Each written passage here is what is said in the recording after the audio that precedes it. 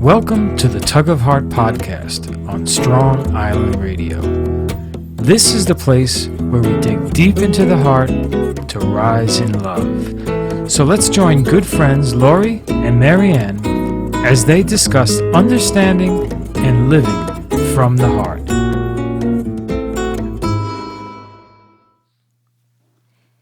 Hello and welcome to our conversation. I'm Lori and I'm here as always with Marianne, my ever faithful companion. Hi, Lori. On the little journey through the heart. So last week we spoke of the naked truth as depicted in that really old story about truth and the lie in the well. And this week we ended up having just really an outpouring of inspiration, I felt like, following the doors that were opened and considering the two sides of, I guess you could call it actuality, which were the truth and the lie. And we really want to kind of maintain that momentum. This stirred within us, but at the same time, I wanted to, and I know you did, finish a few thoughts surrounding grief and truth that we did not get to, but very important to us and, of course, in our heart. So we chose to complete some of the ideas we hinted at last time. And I want to actually get right into that so we will have time. We spoke of some of the truths that I had to solidify in my heart this past year. Yes. During the week, right, Marianne? Yes. And we're going to get to that in just a moment. But I wanted to actually start with you and specifically how you've joined me in this journey, not easy at all, I have to say. And as we were walking in today, I told you, Marianne, I just feel like we're proper warriors. That's great. And I have to say, I feel like when I'm at this side of the table or on the phone with you, I am stronger. And I do feel more like a warrior in the true sense. And that's with the vulnerability, the fears, and just this courage, this moral courage that it takes, and something that runs much deeper than that. I've always thought I was strong, but this calls for something on a whole new level, as you know. For what it's worth, first of all, thank you, Marianne, with all my heart. I wanted to start by asking you, prior to coming together with me and actually sitting at the table, I know this had like a unique way of unfolding, but I wanted to ask you specifically, as you felt that little tug in your heart to collaborate with me on this journey, was there a resounding truth that you could say in a declarative way for yourself? About what pulled me into the journey? Yes. About saying yes? In saying yes. It's a big question, It honestly. is. And it's a big question because at the heart of it, the way that I experience it is that you're asking me, who are you? Of course. Who are you, Marianne, that you are walking with me? And that in and of itself, like, moves me very deeply. I'm not sure why, but it does. It just does. And in the simplest way, why? Because I love you. I love Seth. You are part of my community. That's simple, but there is something that goes a little deeper than that, because this is not something nice that I'm doing. I'm glad you said that, because I don't feel a shortage of people who love me in my life. Right. And yet things have lined up that here you are. Right. Okay. And so it is necessary. And it is that same kind of message that I got when I was called to the surrogacy for my sister. Right. And I got the same kind of feedback of, this is very nice what you're doing for your sister. It was never nice. It was a necessity. And part of the necessity comes out of Seth died, but he is not dead to me. Right. And so there is a way to be able to keep this conversation going in a way is really keeping and the essence of who I experience the eternal Seth to be, because he was all heart, right? But there was also something else, and it was part of being in the Spark community. The students and the staff, anyone who was in the building, my deepest mission was to see their inner gift to the world. And there was Yes. something I recognized in you very, very early on in our relationship, and that was that you have this gift of spiritual knowing and intelligence that is even beyond my comprehension, but it was always there, like this nugget of light within you. And in Seth's passing,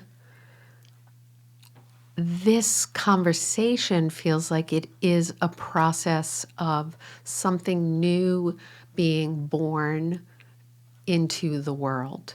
Right. And so I'm thinking this, and honestly, this is the first time I'm connecting it, but I think maybe one of my most sacred roles is being a gestational carrier. And it's been very rare in my life, right? I have it for my sister Rosalie. I feel like this is very much a same kind of carrying. Yes. And it's come up in different ways, but I'm trying to like sink into that, and I feel like that is the gift of your question, is in a way like making me see that part of myself. I'm just so happy to hear that. It's so just ironic that you said this, because I believe it was yesterday. I can't even explain why, apart from, of course, why not? Right. I was counting how many times over is Marianne a mother? And not the obvious 4, maybe 5. So, but I was thinking, I didn't plan to ask on air, and I'm not going to ask on air, but I thought, how many pregnancies has she actually had, and how many experiences of mothering has she actually had? Mm-hmm. Which we can expand on at some time. I do want to thank you for being forthcoming, because at first, when you were speaking about responding to me, to Seth, to the community, that says a lot about us. But there are certain truths that we have to ask ourselves. And sometimes when you and I talk, we have to tell each other, we're talking in the heart here, okay? Right. So no excessive ego, no excessive humility.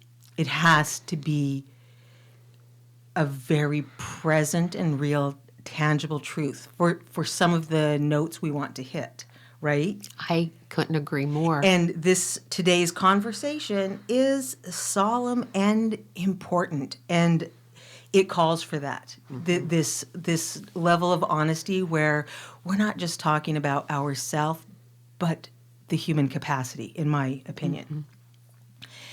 Which is, we don't know until we get pushed into it, quite often, and unfortunately.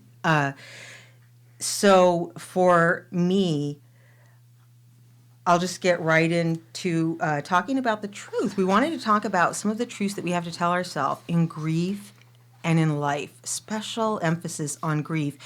And this came up because when you and I were talking about truths, I think I had casually mentioned to you how there's certain truths that I have to tell myself. And I told you this, I think even a few years ago, where once in a while there's a truth that dawns on me. I have to write it down to remind myself that, because some truths are almost unbelievable. And everything in us wants to Right. deny them. And so I'm actually going to say a little bit about that first, if I can be coherent. Obviously, this is emotional. And then we'll get into just a few little things that I had to tell myself through the grief process, and we'll kind of have a look. I mean, this is just a quiet day of sharing our hearts, our grief, and just as we speak, I hope we both just consider it as a prayer to invite others to feel free to do the same. Oh, beautiful. So the thing about difficult truths is, like I said, quite often they're the most blatant and obvious. But there's still this like temptation for denial from so many reasons. And some I think are genuinely good reasons to deny things, which I'll get into as I speak about Seth. They're healthy in their own respect, but others, speaking about the reasons, they just don't contribute to aligning our heart with our true nature, which is our aim here, or to do what we must do in life to best contribute to, I guess, goodness or righteous. Rightness, not righteous, excuse me. At least wholeness, we'll call it.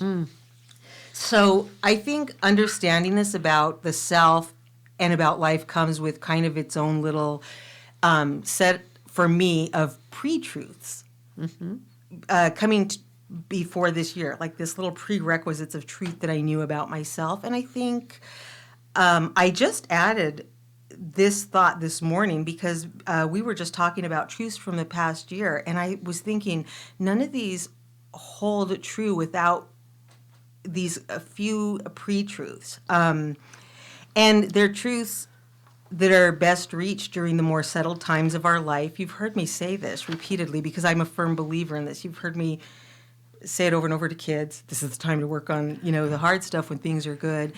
And because this is when things are a little less murky than they can be at the worst times in our life, especially grief. And for me in my life, it's been answering one of life's basics that came before this, and that's, do I value having true beliefs? Not whether I have them, but do I see a value in it and attaining it? Okay? My answer's been yes, fortunately. So then a kind of premise is formed in this simple but almost immediately driving truth. That's been my experience with it. And that truth is just that, yes, I do value truth and I choose to seek it. That's the drive that kind of comes with just the acknowledgement of having made that realization. Seeker of truth. This is not to say I'm perfect, absolutely not. But I feel strongly this underlines most of what I do in my life. Or how can I, at least it's the work that I try to have done and try to do actively. So for me, this was important, and as it turned out, vital when push came to shove, because our beliefs guide our actions. And if our actions are based on untrue beliefs, then they simply will not accomplish what we have been made to accomplish in life. And we'll find ourselves unable to do that. And what we're made to do in life does not change according to circumstance, in my opinion. What I was made for from birth did not change, became more important with Seth. Yes. This is tough. Losing Seth didn't change what I've been made for. It became more important having him, and it becomes even more important still having lost him. Yes, I could see that. So as I struggled with the horrifying journey of Seth's last months, I had to face the most difficult truth of my life so far. And I'm going to, once I say it, I will just let you talk for a minute so I can compose myself, if you don't mind. And obvious, most blatant, as I said, and simple truth as I first found out he was diagnosed, and I had to enter this new realm that I had zero experience with, zero tolerance for, you name it. And that was just having the moral and physical courage to say, Seth will die. Yeah. And I remember the phone call when you told me his diagnosis, and all I could say was no, no, no, no, no, no, no, no, Which no, is no, what no, I no, say. no, right? Nope, nope, nope, nope, nope. And then you said, and there's 0% survival rate. And I was like, that cannot be possible. That can't be possible. And it was. DIPG for children is 0 survival rate. What? It felt impossible. It felt impossible, and it pushed me into there's got to be something, there's got to be a miracle, that kind of thinking. And then bringing the news to the community and watching it land on the people who love you and Seth, and immediately seeing like a jump into action. It's so interesting because it was exactly 1 year ago we had a staff meeting. It was March 12th, and the staff started to organize just like a rotation of visitation, who was going to make food, who was going to come see Seth. And then March 13th hits, and we get word that we're going to be shut down because of COVID. And you get this news and then like are cut off and put into isolation on top of it. And there was such a feeling of complete helplessness in all of it. But to be able to for you at that moment to be facing of truth of he will die, and here we go. Right. And it's not enough time and not enough distance between then and today to have a full picture of how things unfolded. But I would still like to try to explain between the two of us why such a concrete truth matters and in what ways it would matter if it were not true, and which I'll start with. The hardest part in saying that, because it's something, it was like forgiveness. It had to be said repeatedly. It wasn't once and like, well, that's that. And then I would, you're still find yourself searching everything, exhausting the world. And one of the reasons that it mattered about it being true or not is there's this tremendous pull as a mom to hope for your children. Of course. And it seems to counter that, to say definitively, the answer is no, and this is how it will end, because it feels like you're betraying this child. Does this mean I don't hope? Does this mean I've given up? That sounds like a real like loser story. And it doesn't sound like a good parent or guardian to me. Even if I look back at that woman at the time, that doesn't sound like somebody I would want by my bedside. But this is where I said it took this moral courage to stand up against even self-judgment. Right. Future perceptions of this past self of mine or judgments of anybody else, including even when things came to a head with my husband and his need to hope, which absolutely, and I would want hope. And he's a doctor. Yes, so. and it was a different kind of devastation for him and different levels. So it was devastation on top of devastation, helpless on top of helpless. failure on top of failure Yes. was the big Yes. one. Yes. Now, it mattered, though, to accept the truth for what it was through even if it meant that it could have the perception of not hoping strongly enough or not doing everything in your power. It still mattered to me to have the truth right of the situation. And the easiest way I can begin to explain it, and like I said, I can't fully, and that's that I've always believed, and this did not change with any sickness or any event in life. It's not, like I said, circumstantial, and morality is never situational to me. And this is a moral truth I had to face, and I call it also a physical. But the moral truth in this is that my son, Seth John, he's a wonderful boy. You know him, the best. The kind of kid that deserves a mom grounded in truth. Yes. Yes, Lori. And you gave him that. And Always. I owe it to him, just because of his nature of goodness, to be this at the highest capacity I can reach, higher, which is how you've come in and helped me. I'm doing things beyond my capacity, even today, obviously. I'm hoping that can, I'm hoping this was the hardest part to say, but I will say this, another truth in this. When I talk about being grounded in truth and owing it to a child to provide this, living or not, you and I spoke this week about our children. We owe them this, period, to the best of our ability. It's not to say we don't fall short, and we're still a work in progress. Taking all that in, me and you are fierce when it comes to this with children. There is no...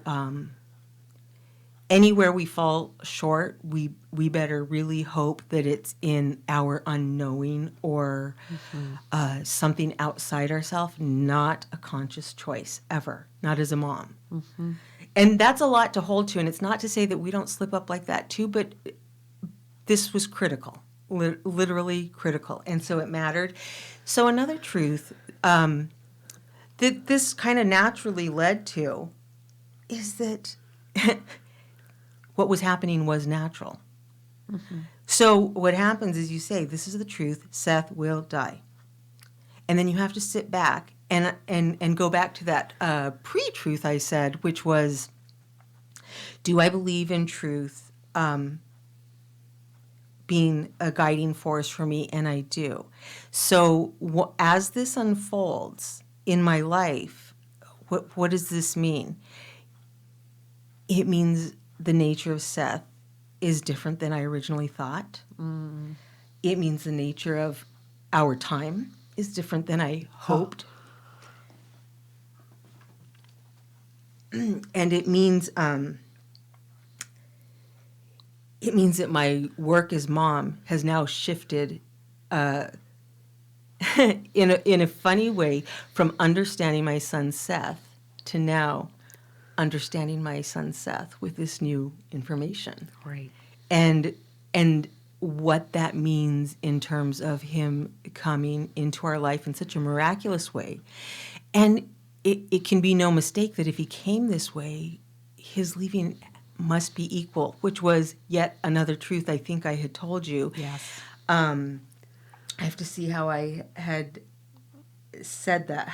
Do you remember how I do. You said if life is precious, then death is also precious. That's right. His death had to have the same significance as his life, the same meaning. It's not that I know it, it's that I know of it. And mine is now to know it, as I would have spent the same time getting to know him. And now there's been this transition into having a closer look at that. And I'm very fortunate for this because I have potentially, if I'm able to kind of reach that stretch as a mom, I do have access to something I'm sure very beautiful as it unfolds. It's going to take time, and some of it already may have. I cannot see it right now in the pain, Right. but it's very likely happening. And it's very interesting because when a child gets ill, the first thing that most people say is that it's unnatural. It's out of order with the natural.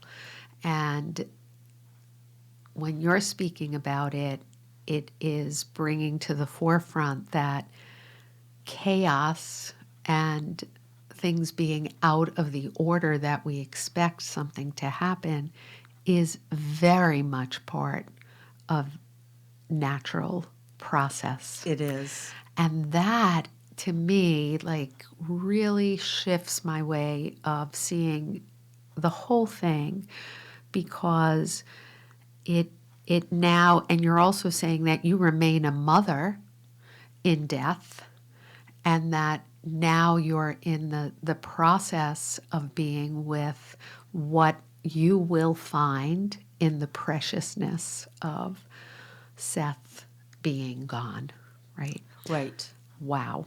So that's It's a lot to face. That's a lot. It's Wow. a lot. And the thing is,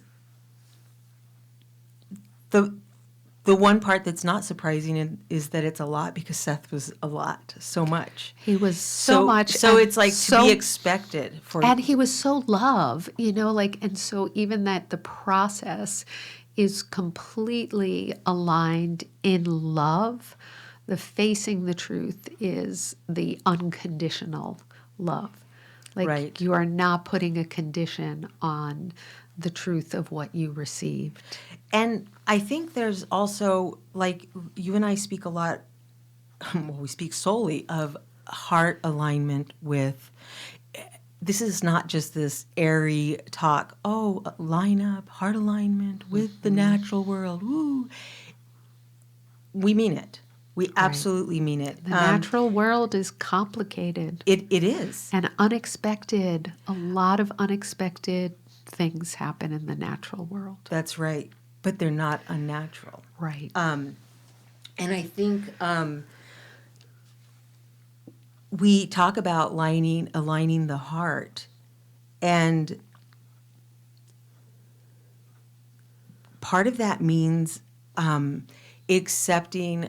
I had told you the nature of the gift, all things included, with Seth, including the length of it, the length of his stay, the interactions that we had with one another.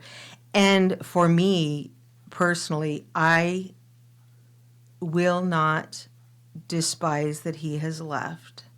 I long for him, but I won't ever hate any part of the gift, because that's, to me, an assault on Seth himself. Mm-hmm. I'm going to get emotional, but because it's very difficult for me to articulate. But the fact is, Seth's wholeness, we somehow have more access to it because we've seen both sides of it. Yes, I can understand that. And in that way, we can't take away from it by pressing against it in opposition. I don't oppose my son. No. I don't oppose the nature of his life in any form. It was welcome. He was invited. He was welcome. And incidentally, this is what you had spoken of in responding to me, being a surrogate, right?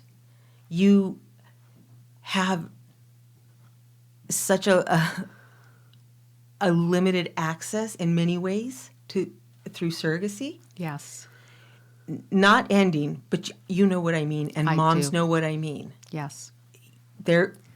You already have had experience of giving something. Mm-hmm. And I do want to clarify that, like in losing Seth, and for you to birth a child for somebody else, it is something given, not given up. It is something given.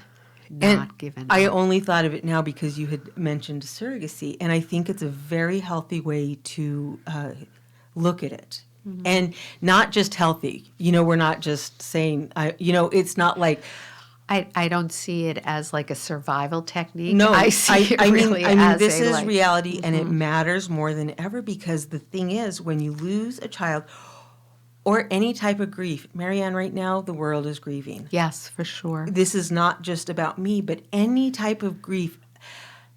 Don't you think to be grounded in at least a working reality gives you some kind of footing in that grief that you do not have if you reject it? Then you have nothing to work with, because you say, don't come near where I'm at. You cannot work out on anything not in front of you. And also, if you hate it, to what level can you be deeply committed to its wellness? This includes, like I'm saying, what's going on with us in quarantine. Right. So many people. It's not just me. It's not just me. So many people lost this year.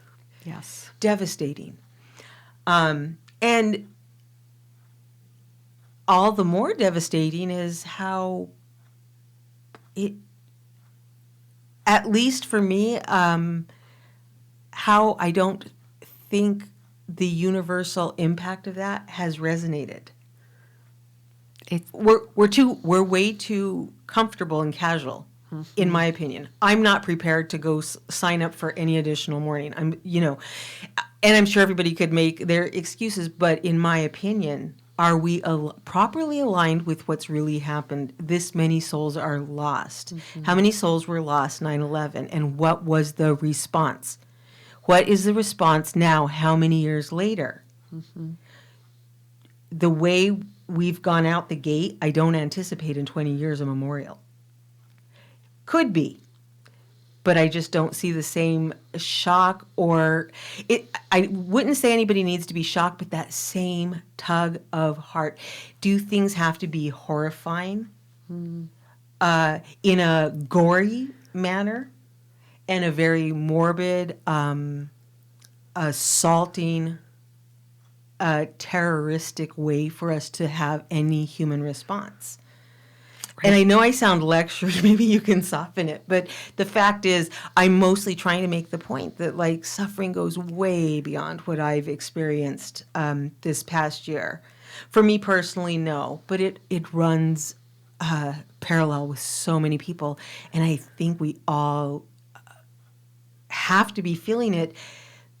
But I also think there's this level of separation from it because we are quarantined.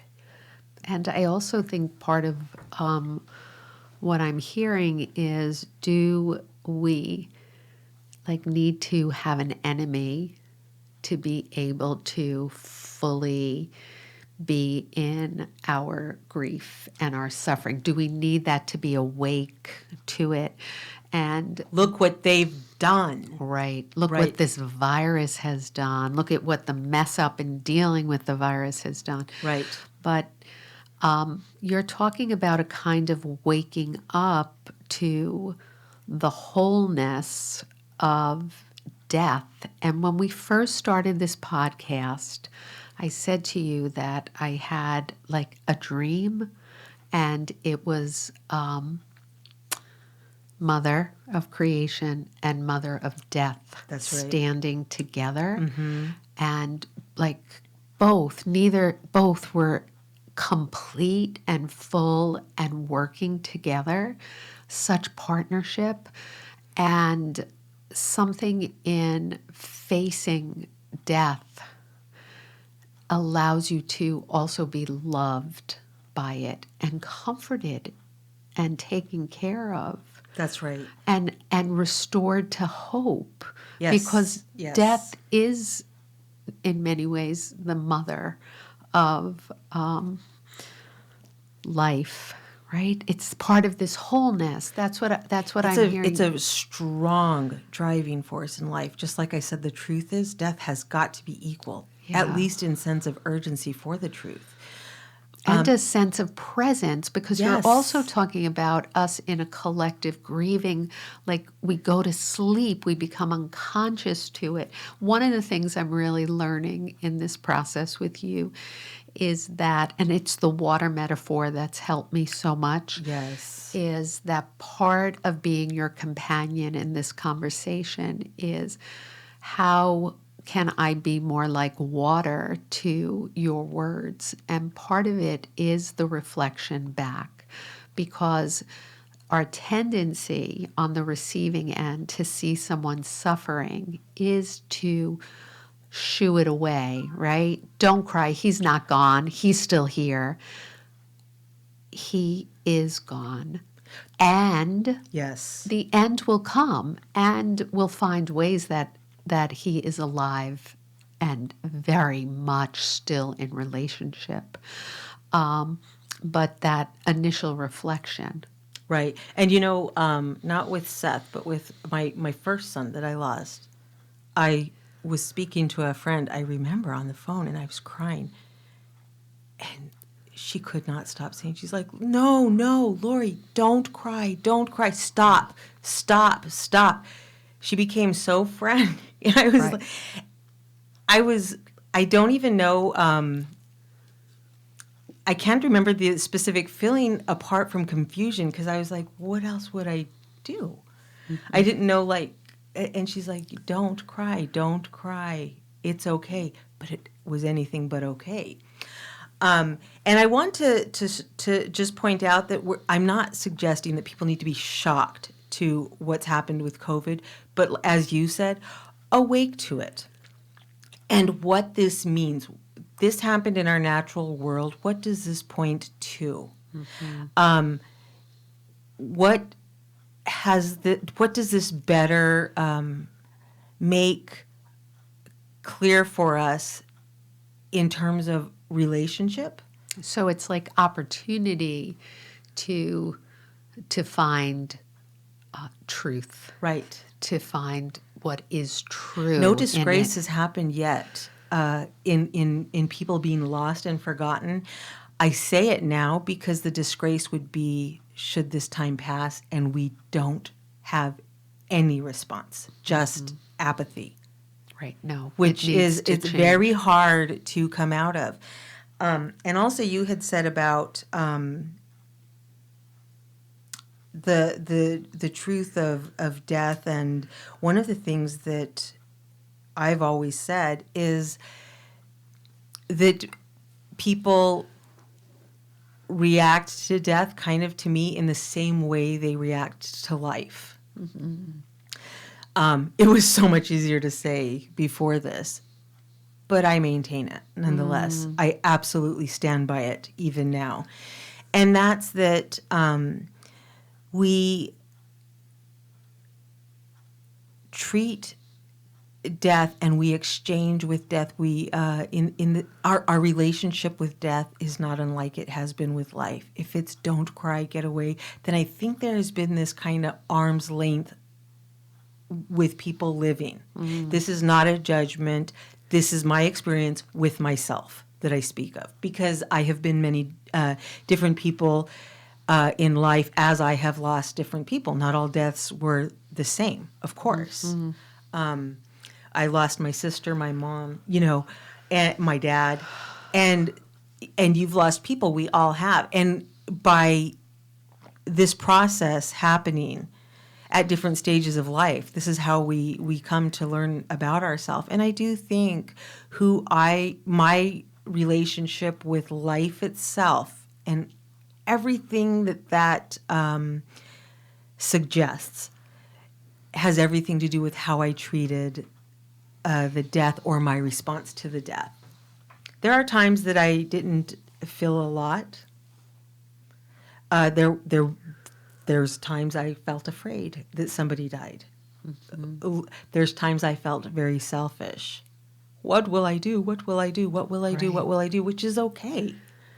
Because that particular loss, I still don't know what I will do. Mm-hmm. And so I kind of am locked into that mentality with that farewell, okay, or goodbye, I should say, and and locked into the fear and of the death that I experienced where there was fear. You do kind of get locked into that dying relationship, for lack of a better explanation. I've never tried to talk about these things. So my only point is that we would want to really, really have a solid and strong view and relationship with life. And I think in that way, we find ourselves able to do the same in death. And I'm not saying that I have found myself able to do the same in death. I can say this: I'm here and I'm willing. Well, and you're also talking about being a mother, which is a role that it's just such a hard death to face, the death of your child. But if we're thinking about it, once you faced that truth, you then became the carrier, the gestational carrier. You became the carrier to carry Seth across this threshold, Right. out of this life and into the next. And with that comes like a devotion to the well-being of the journey. That's right. Right? To be able to truly carry him in the most loving, healthiest, The only full way. thing I can think of and is that you find yourself in this unique place where you become sanctifying, in that we Yes. are a sanctuary. And like with you, your pregnancies and your gestational ability, it is sanctifying. You There is know something what? about it. I read something this morning in a very sweet book, and she was talking about the wombs with wings. And just now, that was the feeling and the vision that I had, is that your womb grew the wings to be able to hold and carry Seth into what would be next. And that can only come after revelation of truth. That's right. Would you be able to help me to just we didn't reach all of the truths, but these will come up as they should,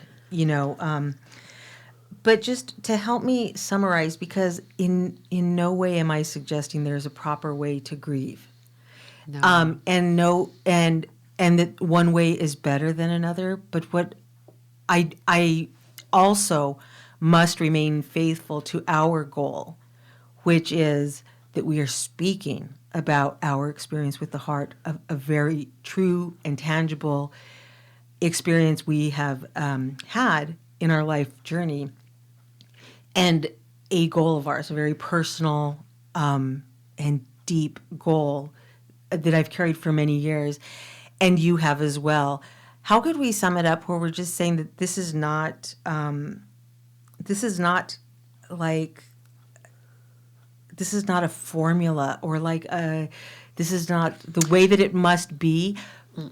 But at the same time, once you have seen certain things, you do have that responsibility. We talk. I hate to even say this because I haven't even stepped out of the house yet to do the hero's journey. But there's just the tail end of that, where when you see something, you have a responsibility to share it with others. When you are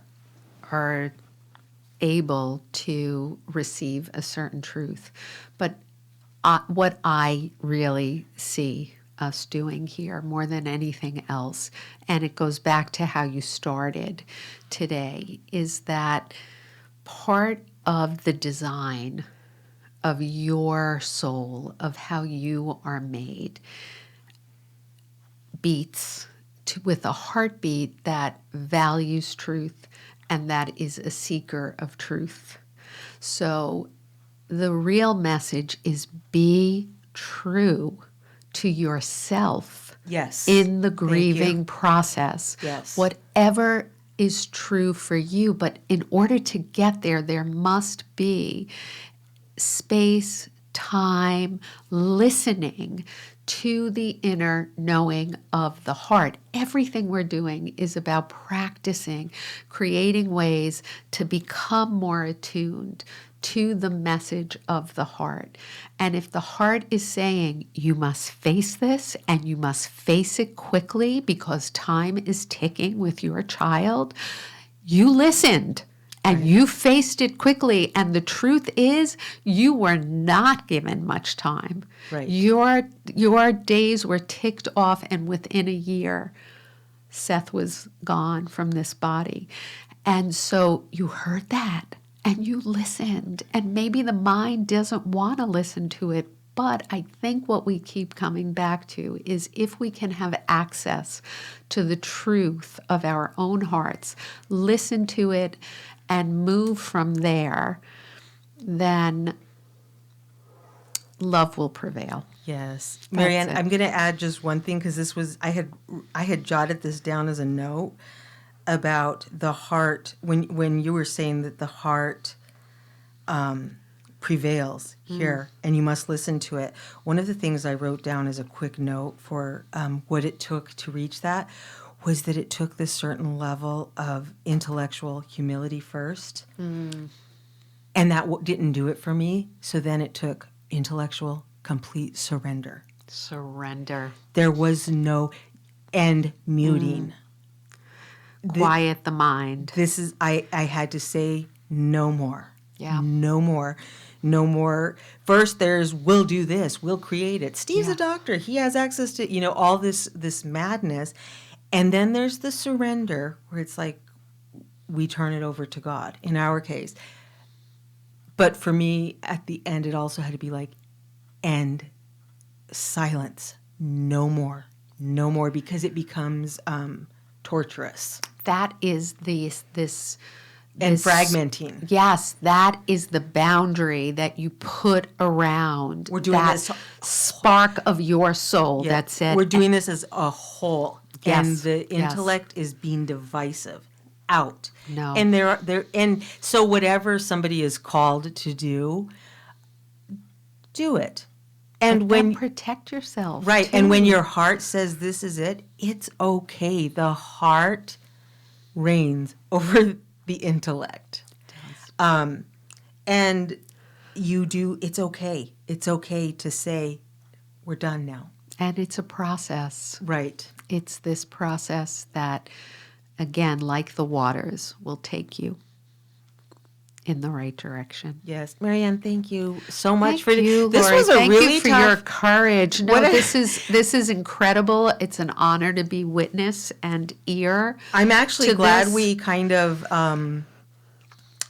got this out, and so that we can continue moving forward with the waters. Because the other thing is, whether this comes across as appropriate or not, there is this still, of course, responsibility to be attentive and responsive to our heart. And this is where it went. We were like, let's take care of this and let's get right back into the well water. The lie said it was great. I kind of still believe the lie, and I would like to get back into that, but not in the wrong way, right? Naked's the right way, incidentally. Yeah, we have to listen and follow. I meant the truth. not with unfinished business. Yes. Yep. Anyways, thank you so much. In a very special way, if you were able to listen. This is hard listening, and I appreciate it so much. As do I. You can like and share the talk, and you can also like Strong Island Radio. And thanks to Bobby, our producer, does a great job here. He encourages us so much, guys, with even this very difficult stuff. So until next time, I'm going to catch my breath between now and then. And I hope you guys listen to your hearts, love one another, and please farewell. Yes.